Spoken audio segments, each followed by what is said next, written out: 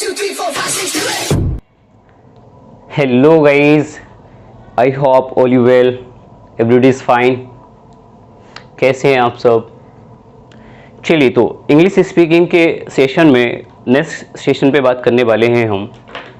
जैसे कॉन्टिन्यूस पे हम बात कर रहे थे कि if we are doing something at a time and anybody ask to any things कि what are you doing related to कि what are you doing it is, तो एट दिस टाइम के how can say and how to use this type of all sentences it is, उसी पे बात करेंगे। चलिए तो पहले बेसिक इंट्रोडक्शन जितना भी सीखा है, how to communicate and how to talk to any someone. तो first of all I would like to talk to you. Suppose that if I ask you कि what are you doing at this time, what will you say? तो आपका reply होना चाहिए so at this time I am watching you, I am watching you. अब या फिर ये कह सकते हैं कि I am studying, I'm reading, whatever you are doing you can say it। अब इसी पे थोड़ा सा इंटरेस्टेड ये है कि जैसे मैंने कहा कि what are you doing, अब आप इस पे किस तरह से कम्युनिकेट कर सकते हैं टू समवन या others. It is now it's start. what are you doing, right? what are you doing, आप जो भी कर रहे होते हैं आप उसको कैसे बताते हैं कि I am doing this, I am playing, I am eating, I am studying, I am cooking, I am preparing food, anything, right? Suppose that you say that कि I am going to Delhi. कि आपने यहाँ पे क्या use किया guys कि I am going to Delhi, right? अब question था कि व्हाट आर यू डूइंग, आपने कहा I am going to Delhi, या फिर आपने कहा आई एम प्लेइंग, आपने कहा आई एम प्लेइंग, मैं खेल रहा हूं या फिर खेल रही हूं। अब यहां पे एक नया क्वेश्चन क्रिएट होगा, जैसे व्हाट आर यू प्लेइंग। अब आपने क्या मालूम किया उनसे कि व्हाट आर यू प्लेइंग। जब आप ये बात करते हैं आपसे कि व्हाट आर यू प्लेइंग, तो अब आपको क्या कहना है कि आप क्या खेल रहे हैं। सपोज इट आपने कहा कि आई एम प्लेइंग क्रिकेट, मैं क्या कर रहा हूं, मैं क्रिकेट खेल रहा हूं या मैं क्रिकेट खेल रही हूं, राइट? अब उन्होंने फिर आपसे क्वेश्चन पूछा Are you not playing hockey? That is, यानी कि उन्होंने आपसे कहा कि आप क्या कर रहे हैं। What are you doing? आपने कहा कि I'm playing, मैं खेल रहा हूं, या I'm playing, मैं खेल रही हूं। उन्होंने आपसे पूछा What are you playing? आप क्या खेल रहे हो? आपने कहा I'm playing cricket, राइट? अब उन्होंने आपसे कहा कि अच्छा क्रिकेट खेल रहे हो, are you not playing hockey, क्या आप हॉकी नहीं खेल रहे हो? यानी कि if you want to ask this type of questions कि you are not doing like that, then you have to ask this type of are you not playing hockey, आप क्या आप हॉकी नहीं खेल रहे हो? यानी कि वो ऑलरेडी जानना चाह रहे हैं कि आप ये नहीं कर रहे हो। सपोज दैट आप इसकी जगह पे आप और भी कुछ लगा सकते हैं कि you are not going to Delhi, You are not making a noise, you are not singing a song, you are not studying, क्या तुम नहीं पढ़ रहे हो? This type of, इसको मालूम करने का हमारे पास में एक अलग पैटर्न और है। यानी कि कई दफ़ा आपको मॉडर्न में ऐसे भी बात करने को मिलेगा, वो इस नॉट को उठा के यहाँ पे ले आएंगे। अब फिर सेंटेंस कैसे बनाएंगे वो देख लीजिए। सेंटेंस बना रहे हैं वो आपसे, उन्होंने क्या मालूम किया आपसे, चलिए यहाँ पे देख लेते हैं। उन्होंने कहा कि जर्नली, वो तो आर तो ऐसे ही आ गया एज इट इज, लेकिन अब उस नॉट को उठा के कहां पे लेके आएंगे, इधर साइड में आर नॉट, और बाकी सेंटेंस सेम कि are not you playing hockey.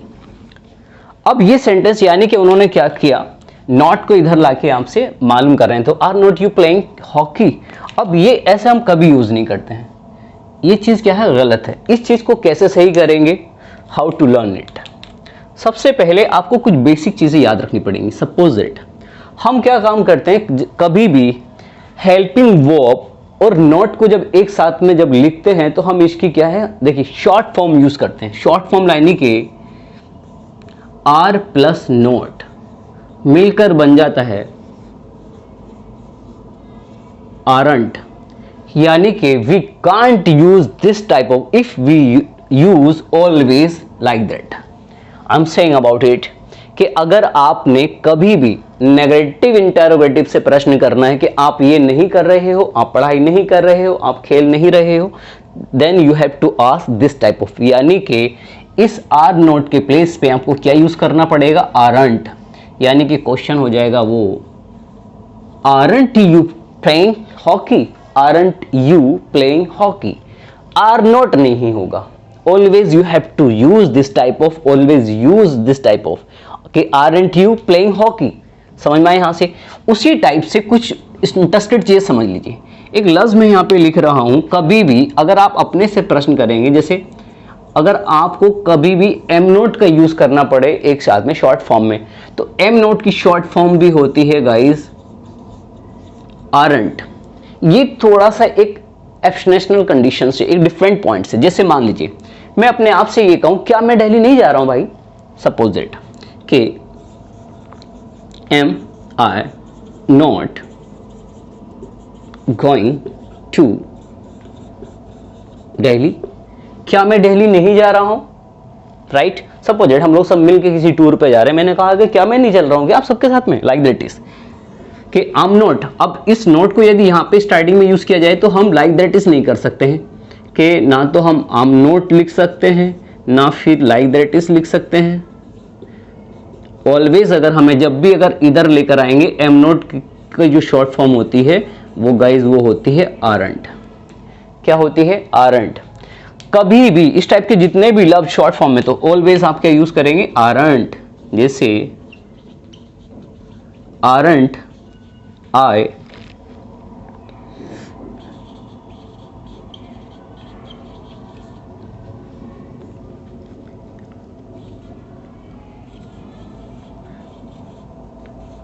जैसे मैंने कहा कि aren't I making a noise, क्या मैं शोर नहीं मचा रहा हूं, साथ में मैं भी शोर मचा रहा हूं, right guys, like that is. आपने क्या सीख लिया यहां से, कि आपने ये चीज सीखा है कि कई दफा जब हम क्वेश्चंस करेंगे सामने वाले से कि आप ये कर रहे हो, अच्छा आप ये नहीं कर रहे हो, जब आप ये बात करते हैं कि you are not like that, you are not doing this, then we have to ask this type of कि are you not playing hockey, या aren't you playing hockey. It is guys okay. तो I hope हम क्या कम कर सकते हैं। अब देखिए एक फाउंडेशन बनाते हैं कि बातचीत करने का। फाउंडेशन कैसे बनाया जाता है, जैसे क्वेश्चन कहा गया कि what are you playing, what are you playing, आप क्या खेल रहे, what are you doing, sorry आपने क्या कहा, व्हाट आर यू डूइंग। ये कॉन्वर्सेशन स्टार्ट करनी है, व्हाट आर यू डूइंग, आप क्या कर रहे हो। आपने कहा I am going to college with my friends, मैं क्या कर रहा हूं, अपने दोस्तों के साथ कॉलेज जा रहा हूं, राइट। एक बात ये कही, यही से आप क्या कर सकते हैं, आप इसको मना भी कर सकते हैं कि I am not going to college, आपने मना किया, but I am going to temple. तो सेंटेंस आप इस टाइप से क्या करेंगे, ऑलवेज इस तरह से दो तीन सेंटेंस को यूज करने की हैबिट डालेंगे, ठीक है गाइस। यानी कि what are you doing, I'm going to college with my friends, I'm not going to college with my friends, but I'm going to temple with my parents. अब like that जब आप sentence use करते हैं तब इससे क्या benefit है guys? Benefit in सबसे ये है कि आपके पास में एक एडिशनल फॉर्म्स आ जाती है, ठीक है।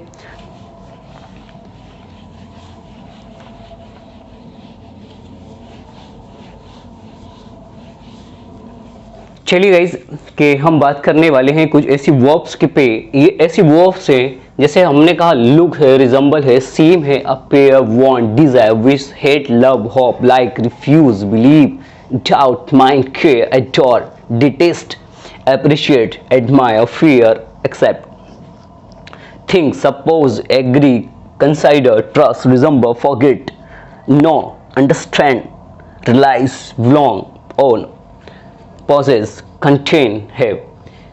These all verbs we can't use in a continuous tense. यानी कि ये जितनी भी verbs मैंने यहाँ पे लिखे गाइस, हम इनका कभी भी देखिए प्रेजेंट कॉन्टिन्यूस में प्रयोग नहीं कर सकते हैं। आई मीन हम इन सेंटेंस को लाइक दैट इज यूज नहीं कर सकते हैं। जैसे मैंने कहा कि आई एम थिंकिंग,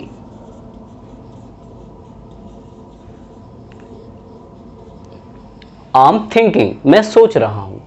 बात समझ में आ गई? जैसे the word where is it is, ये यहां पर हम कभी भी ये थिंक का वर्ड यूज कर ही नहीं सकते। जैसे मैं ये नहीं कह सकता हूं कि I M hating you, we can't use it। या फिर मैं आपसे ये नहीं कह सकता हूं गाइस कि I'm loving you। अंडरस्टैंड कि हम like that is in sentence का कभी भी इस तरह से यूज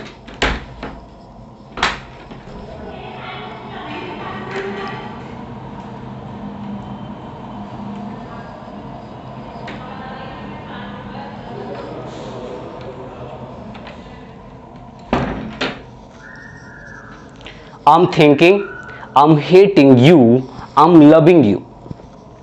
हम इन सेंटेंस में, इन ऑल वर्ब्स में कभी भी ing का प्रयोग नहीं कर सकते हैं।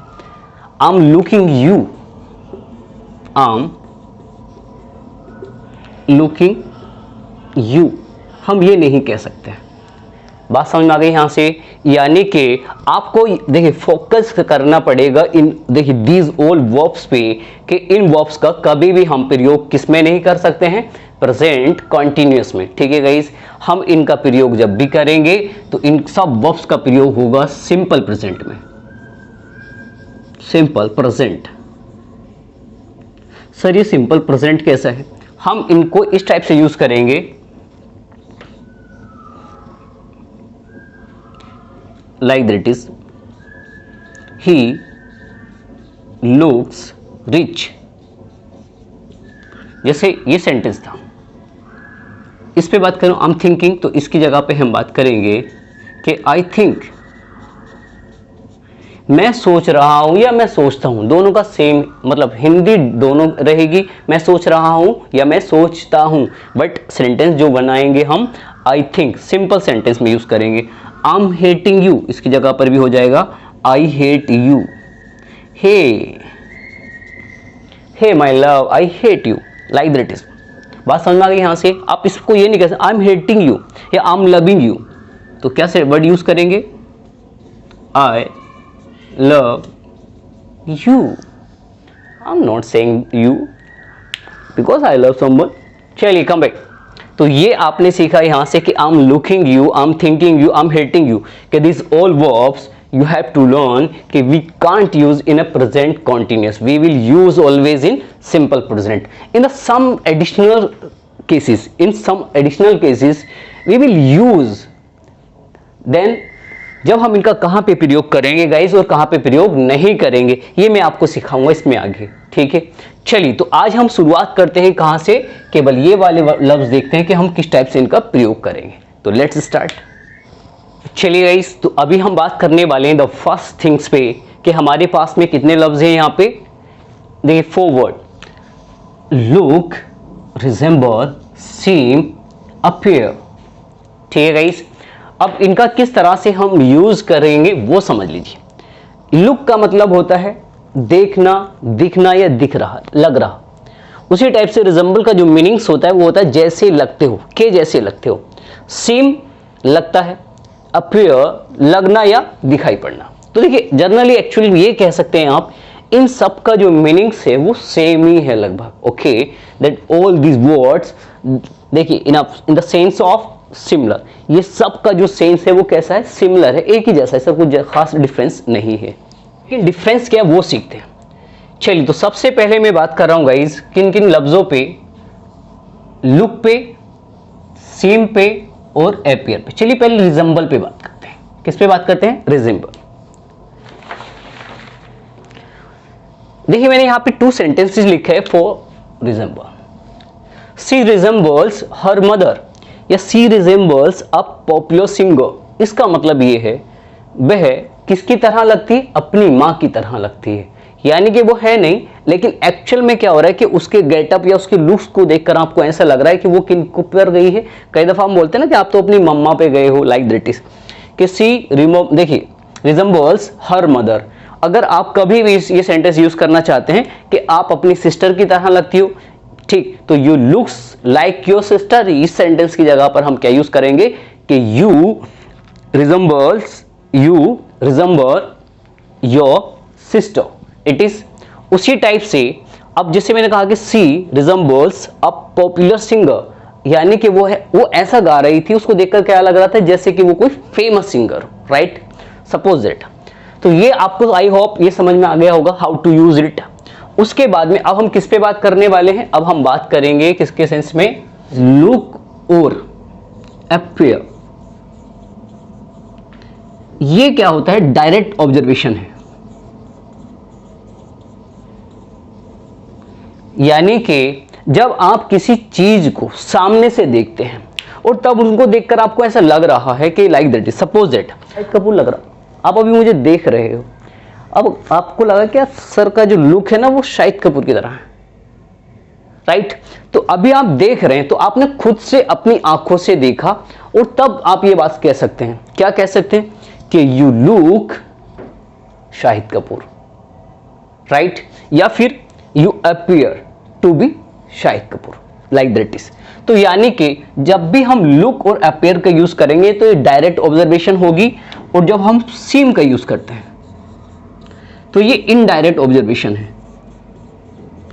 इनडायरेक्ट ऑब्जर्वेशन यानी कि जब आप सपोज दैट आप किसी से फोन पे बात कर रहे हो, ठीक है, और उसकी बातों से आपको ऐसा रियलाइज हुआ जैसे कि वो बीमार है, ठीक है, तो आप उस टाइम पे आपने देखा नहीं है लेकिन आपने इनडायरेक्टली ऑब्जर्व किया है उसको, और आपको ऐसा लगा कि जैसे कि वो क्या हो, बीमार हो। चलिए इन सेंटेंस के माध्यम से देखते हैं। आपने किसी भी पर्सन को देखा, उसका गेटअप ऐसा था, गले में आपने मान लीजिए सोने की चेन वगैरह पहनी हुई है उसने, तो उसके लुक्स को देखकर आपको कैसा लग रहा है कि ही लुक रिच, वह अमीर लग रहा है। या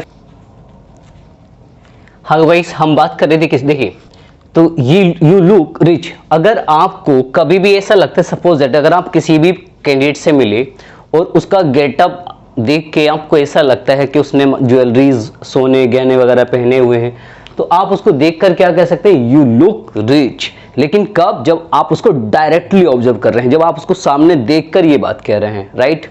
उसी टाइप से, या फिर क्या कह सकते हैं आप, you appear to be rich. हम ये दोनों लफ्ज कब यूज करते हैं, जब हम डायरेक्ट ऑब्जर्व करते हैं किसी को। हमारा ऑब्जर्वेशन कैसा होना चाहिए, डायरेक्टली ऑब्जर्वेशन पे हम क्या यूज करेंगे, लुक और अपीयर। दोनों का मतलब क्या है कि यू लुक रिच, आप अमीर लग रहे हो या आप अमीर हो। उसी टाइप से कि you appear to be rich, आप अमीर लगते हो या अमीर लग रहे हो। लेकिन हम इनमें आईएनजी का यूज नहीं कर सकते हैं। उसी टाइप से मान लीजिए अगर आप किसी से फोन पे बात करते हैं, if you are talking to someone, ठीक, वो भी कब, फोन पे। अब फोन पे उसकी बातों से ऐसा रियलाइज हो रहा है कि वो सामने वाला कैंडिडेट कैसा है, रिच है, then we have to use कि you seem to be rich.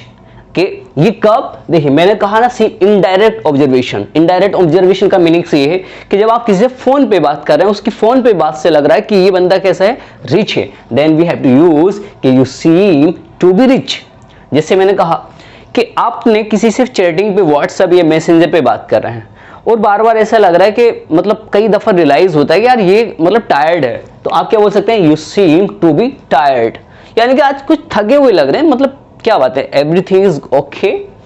या फिर मान लीजिए वो गुस्सा कर रहे हैं, चलिए भाई बाद में बात करेंगे, वो भी कॉल पे या मैसेज पे, तो आप क्या कह सकते हैं, you seem to be angry, आप क्या कर रहे हैं, गुस्से में लग रहे हैं, आप गुस्सा हो, लाइक दैट इज। तो आपने क्या देखा यहाँ पे सी, सबका मतलब जनरली सेम है मीनिंग्स तो, लेकिन यूज कैसा है, एक का हमारा डायरेक्ट ऑब्जर्वेशन है और एक पे हम इनडायरेक्ट ऑब्जर्वेशन जब करते हैं। जैसे मैंने कहा सपोजेट कि ही सीम्स इल, मतलब ऐसा लगा वो मुझे जैसे कि वो क्या था, वह बीमार है, वह ऐसा लगता है जैसे कि बीमार है या वह बीमार लग रहा है। हिंदी दो एक ही होगी बट इंग्लिश क्या करेंगे, ही सीम्स इल। जैसे मैंने कहा कि ही सीम्स मैड, पागल लगता है या वह पागल लग रहा है। उसी टाइप से जैसे मैंने कहा कि इट सीम्स दैट, अब ये सोचिए ये थोड़ा सा एडिशनल है, इट सीम्स दैट कि ही इज अ सिंगर, मुझे ऐसा क्यों लगता है कि वो एक सिंगर है, मुझे ऐसा लग रहा है जैसे कि वह सिंगर है, कि इट सीम्स, मुझे ऐसा लगता है कि वह सिंगर है। उसी टाइप से कि इट सीम्स दैट कि यू आर वेरी हैप्पी, ऐसा लगता है कि आज बड़े खुश हो।